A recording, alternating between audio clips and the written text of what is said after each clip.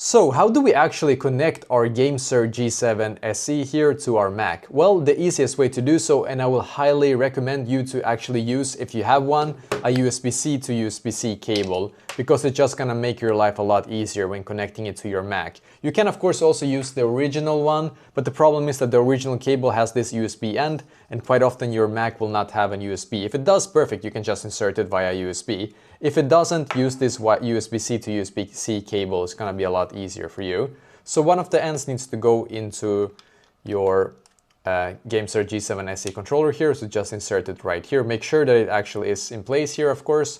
And then the other end, I'm just gonna insert it into my Mac here, as you can see.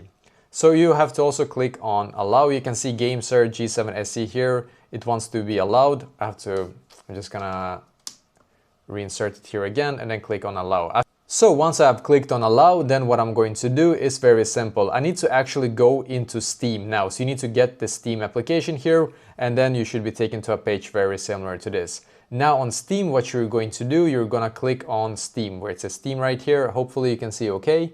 And then you have to click on Preferences right here. So on Preferences, we need to scroll down and click on Controller. And you can see my Gamesir G7 SE controller here for Xbox.